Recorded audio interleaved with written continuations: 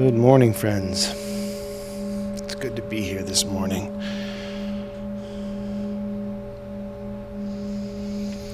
Let's take just a moment and gather our breath.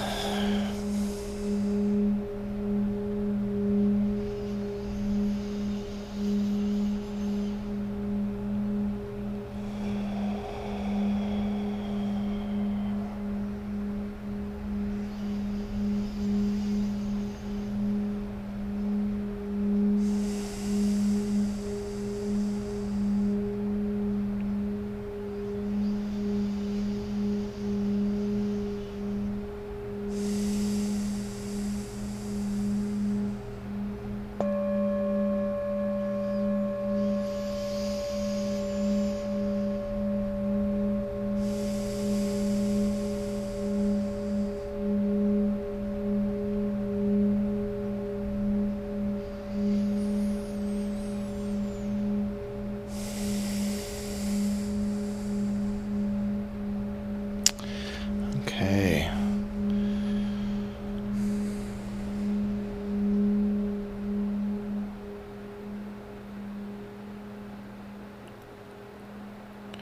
Well, it's good to be here this morning.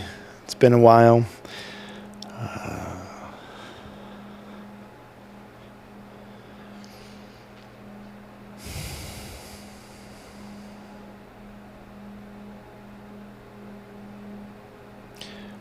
Today I'm not sure what the program is going to look like. We're just going to go with it. I came in this morning to hold my open practice here at the Beside, and I just decided pretty much as I came in, I started going through some of the motions of setting up for the broadcast, and I thought, I'm just going to go with this. So I decided to open this up for this.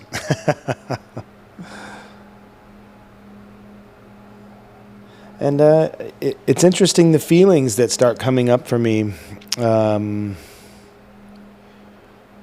even considering that in my standard practice when I'm not broadcasting this and sharing this practice with others, I generally sit in total silence. Sometimes I'll use a sound bowl or a bell.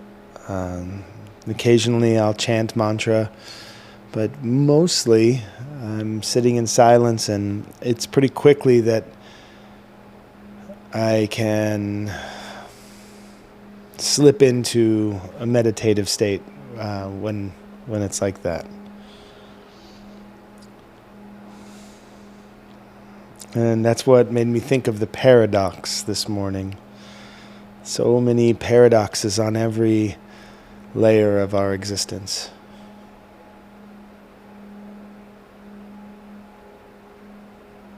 And I think this one being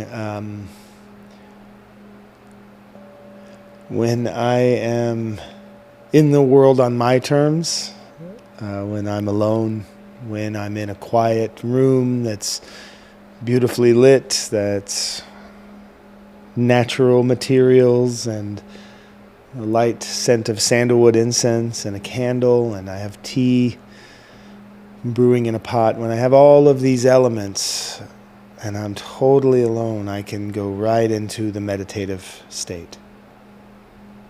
I can be calm, and I can be filled with a radiant level of peace.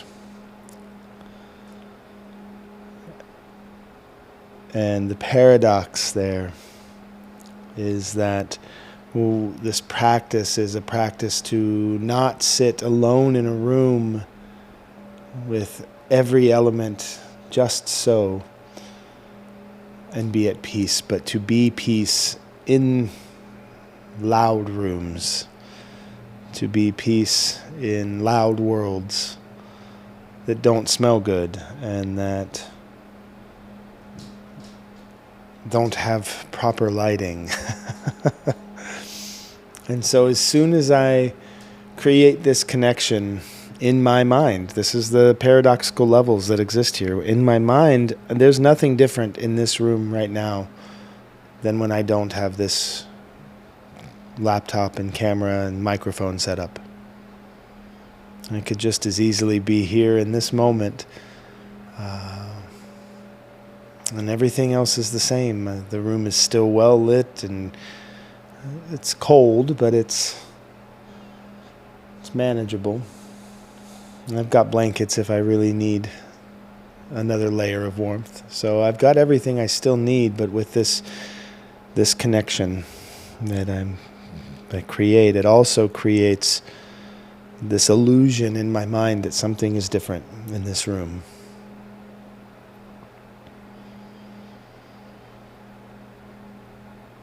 This illusion that all of a sudden I don't have everything that I need. I don't have everything I need. In a moment, just a few buttons here and there, a couple clicks on the keyboard.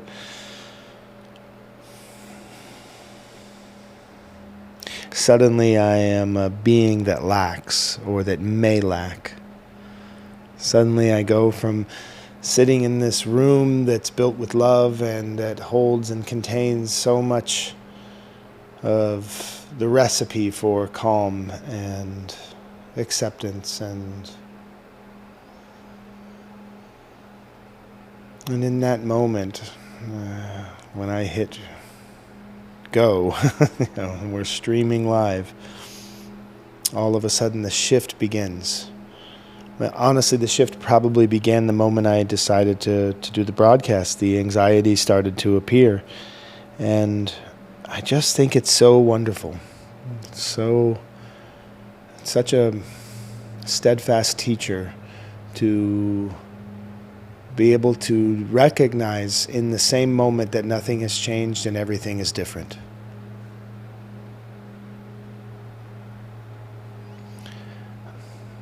And the thing with paradoxes is that they don't make sense.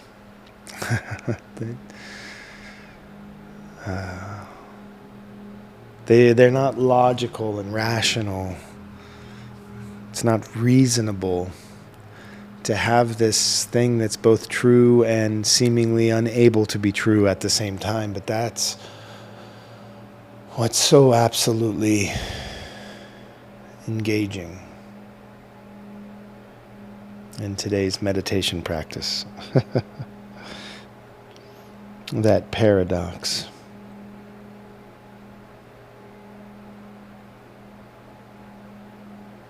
Nothing has changed and everything is different.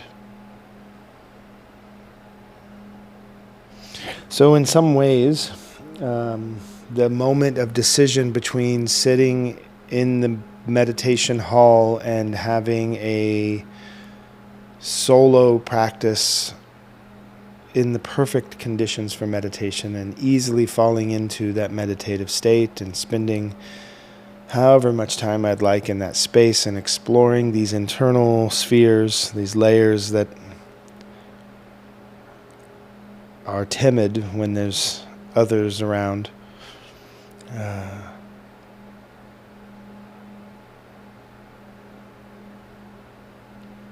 And the recognition that there is a lot of benefit to my experience to do that. There's a lot of benefit in taking time to yourself, but recognizing also paradoxically that exactly the person I need to meet each day is the person that is scared, is the person that is anxious, is the person that is insecure, and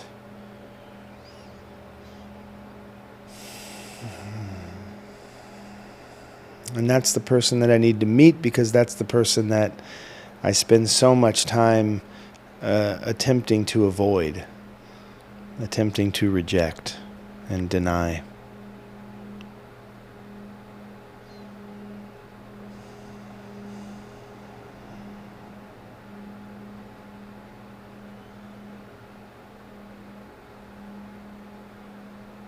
So here it is. There's the lesson for me today. There's The teacher's in the room when I sit down and I have to meet myself, and I'm terrified of it. And I don't do that the same when I am alone in a room. It does require the presence, or at least the illusion of the presence of others.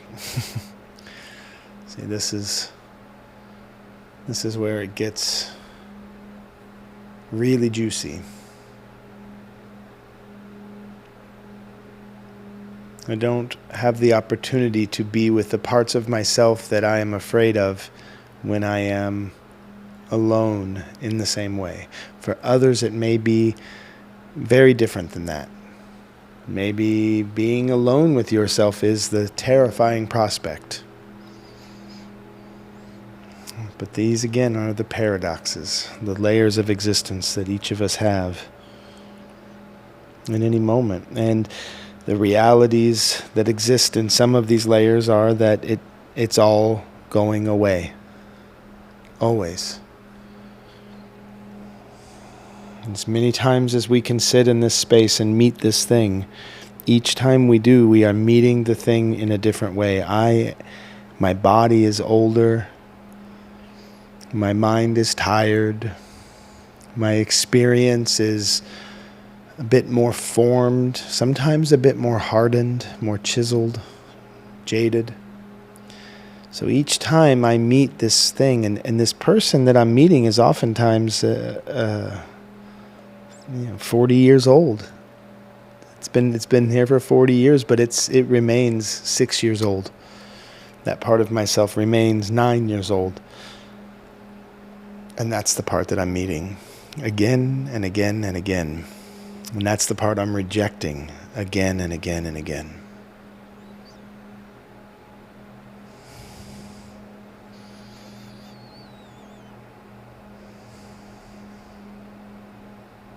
Wow. There's that 9-year-old child that we are rejecting again and again and again. And here we are, sitting in these separate spaces, insulated to some degree from the world as a whole. Let's take that opportunity to welcome all of those parts of ourselves that don't always have a seat at the table.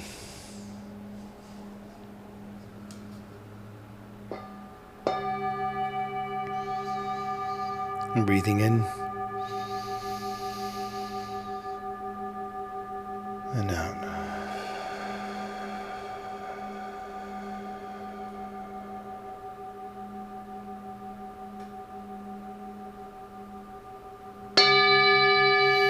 Breathing in and out.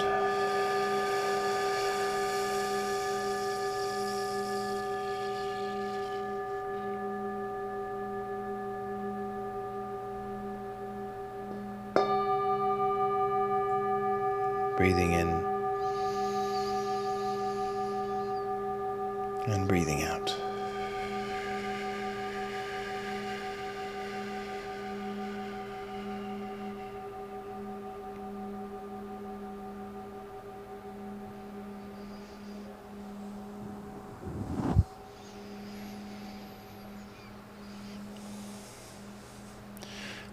I'm curious where you meet your paradoxes, where you come to those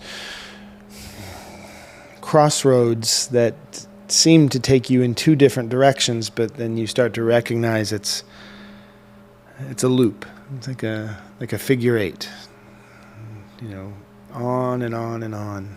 But there's a crossroad at every moment. There's a crossroad. You come to that place where you could go one way or the other, but you always keep coming back. And the beautiful thing in the figure eight is the crossroads is always at the center. The center of it all.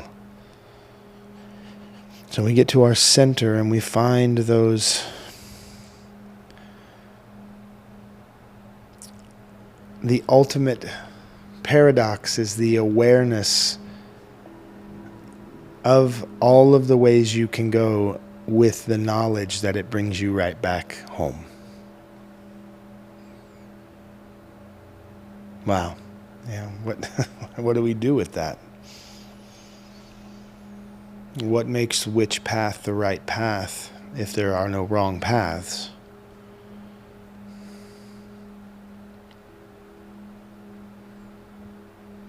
Looking back on my life, I've seen many times where I've taken these directions that have led me down some extremely difficult places.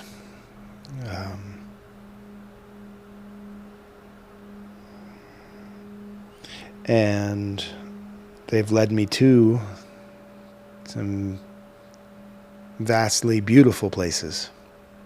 So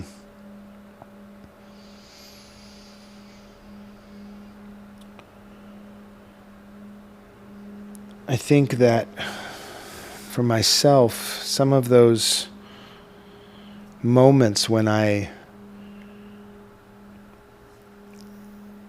got to that point in the journey on that particular path, on any particular path, that I realized that I'm not steering this boat anymore.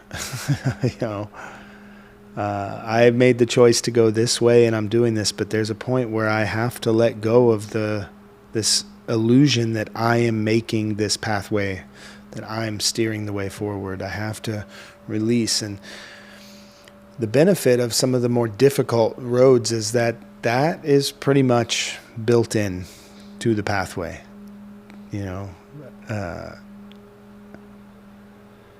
Addiction is a great example. Going down that pathway. I remember as a kid there was those commercials. No one says I want to be a junkie when I grow up, but there is a reality that exists that I did. In some ways, I had this romantic view of this destitute, pained artist from a very young age, from seeing movies and getting concepts or ideas in my head about what that romanticized lifestyle, the Scarface lifestyle, or the Morrison that was depicted in the film The Doors, which has been... Well, anyway, I'm not going to defend who Jim Morrison was. Jim Morrison knows who Jim Morrison was. Whatever it was that led me down that path, there was something romantic about it. But then there comes a place on that path where it's very quickly that you recognize you are not in control. And that's kind of the beautiful aspect of that rock bottom notion, is that it becomes much easier to identify the lack of control that one can exert when one is in such a starkly messy existence. And I'm not suggesting run out and start doing cocaine. What I'm suggesting is that the more we benefit from the illusion of our control, the longer it might take us to release our need to control. I want to say that again so I can hear it myself. The more that we benefit from the illusion of control, the longer it will take us to release our need to control.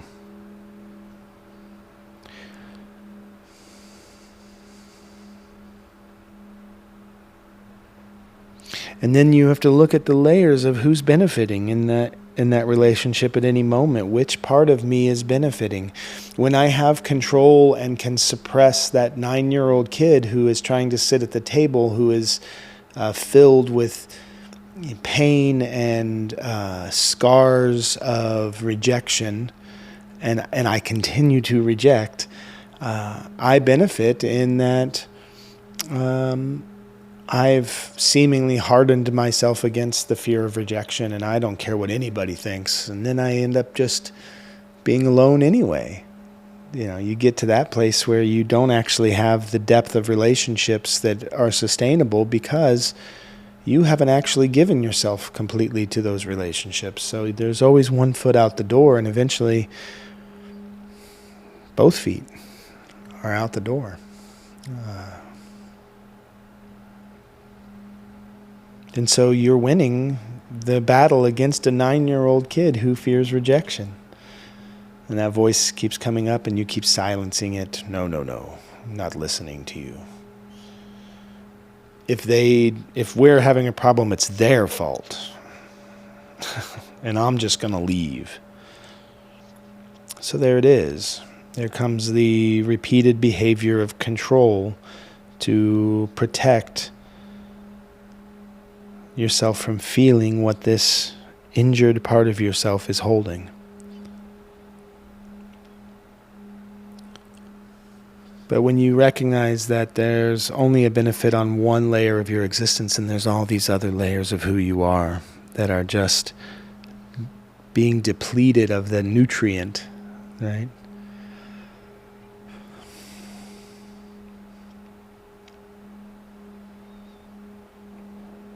Then you release control. And you allow those feelings to move through. And you start to embrace that 9-year-old, and you start to embrace the healing that comes with the wounding. And every wound will heal. It will heal if allowed to. And that's, I'm sure people will debunk that, or they'll have something to say about that, but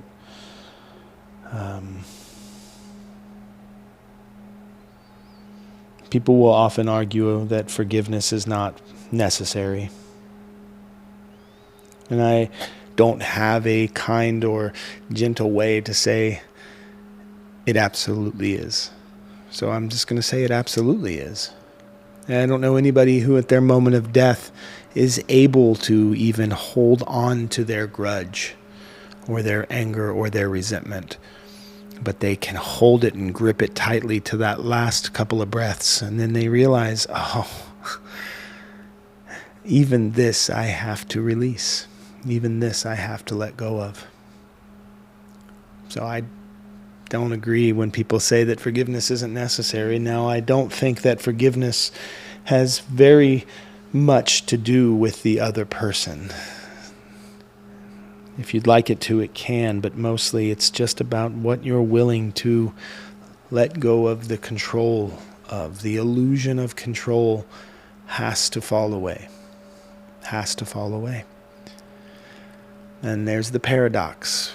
When you release your illusion of control, you find yourself always on the right path. Wow. Where does that come from?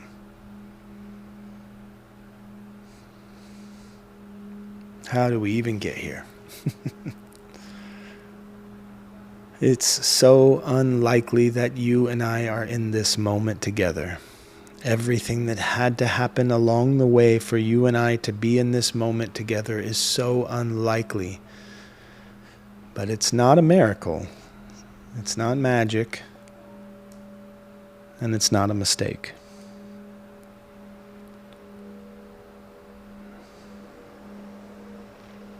It's when we release the illusion that we are in control that we find we are always on the right path.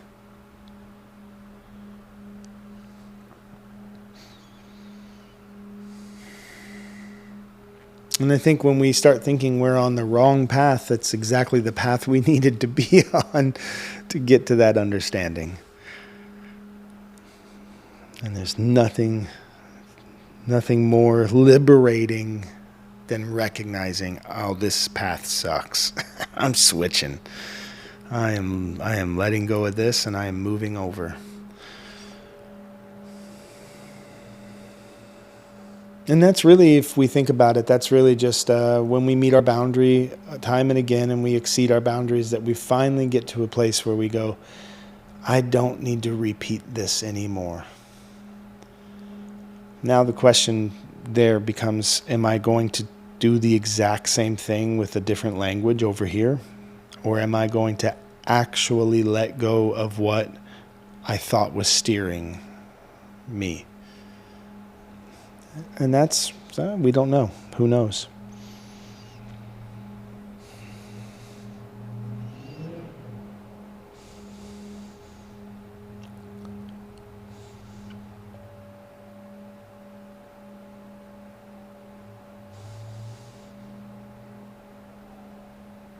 I just was really relishing the paradox this morning.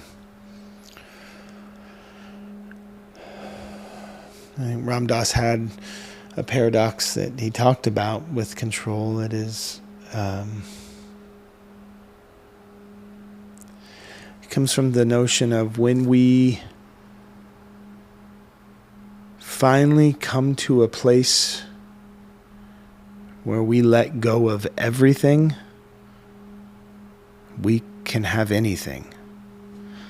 And this has been twisted and distorted because there's a layer of existence there that's absolutely the reality, but that layer of existence gets switched over into the material world. People hear that and they create entire workshops and retreats where people come to learn how to manifest a fucking Mercedes. Yeah. Fuck, you got nothing. You got nothing. You got $1 billion, you got nothing. It's nothing. I had a relationship once with some very wealthy people who accused me of stealing from them as I was working for them, and they were questioning every minute on my time card. Why did this take you 30 minutes? Why? And I was already getting paid less than livable wage. And then they had the audacity to suggest that I was stealing from them. And I said, the difference between you and me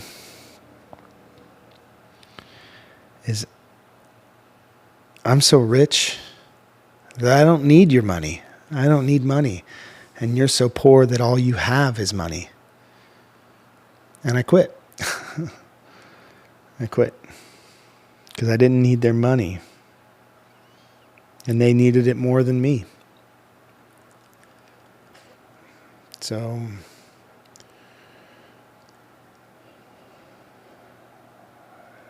yeah, when we start applying the realities of the different layers and we switch them over, I think we eventually find on that path that level of control is still the illusion.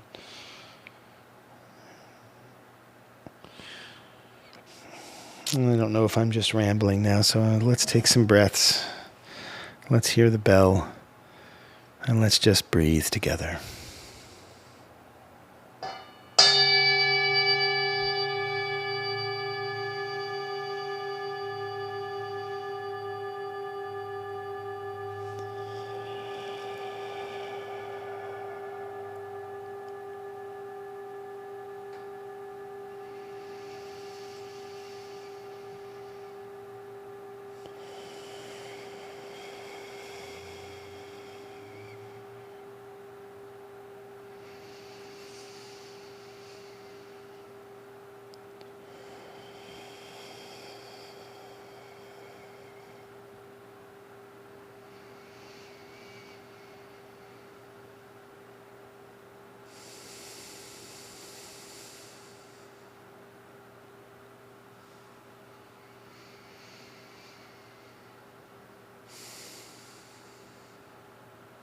Breathing in through the nose to the bottom of the belly, allowing the belly to rise and fall, but letting the chest just relax and the shoulders relax.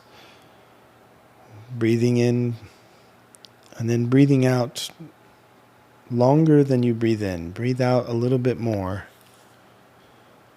than you breathe in.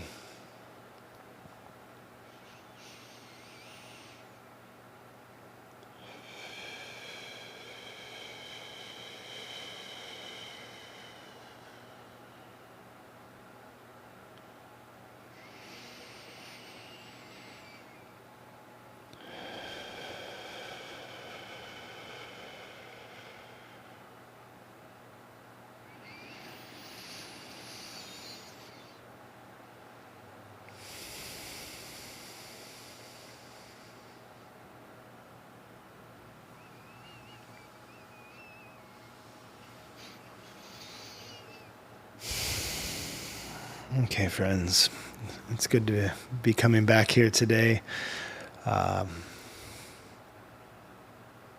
This will probably not be a regular offering for some time as we make some transitions here. I just wanted to be on here today to follow what path I was on and see how it felt. And this is how it felt, and I'm glad to be here, really glad to be here sharing this. We are in person here most mornings. You can message me through Messenger if that's how you can contact me through Facebook or Instagram. You can send me a message on Instagram as well. I don't check it very often, but I will check it to see if I'm going to be here in the morning and the meditation hall will be open. I'll be gone for a couple of weeks at the end of this week, but I hope that you're able to move through some of these layers in this dormant winter period. We have this opportunity to be in the darkness a bit more. This is the dark time, and we're coming up to that solstice, that space when the sun stays still, in the darkest time of the year. Be in the dark. Be in the dark.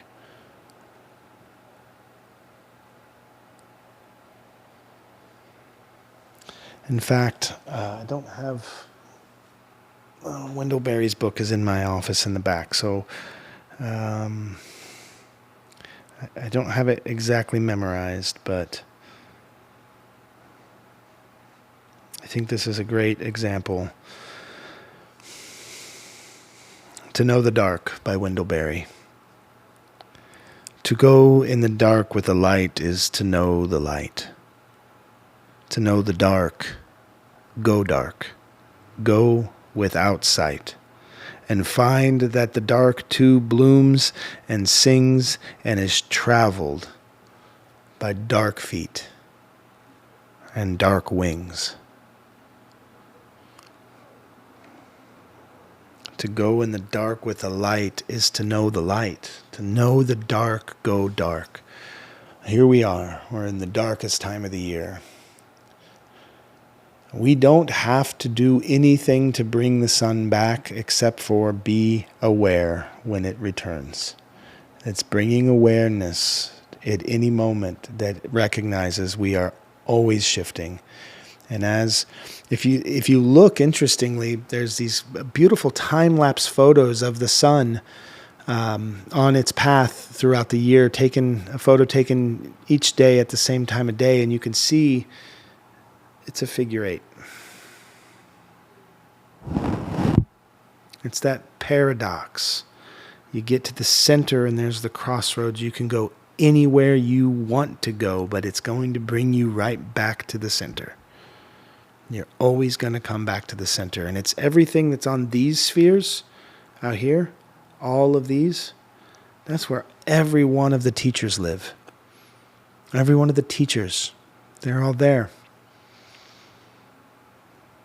So right now, we're at a point of stillness, of dark and of quiet. Be there. Listen deeply. Listen deeply. And breathe.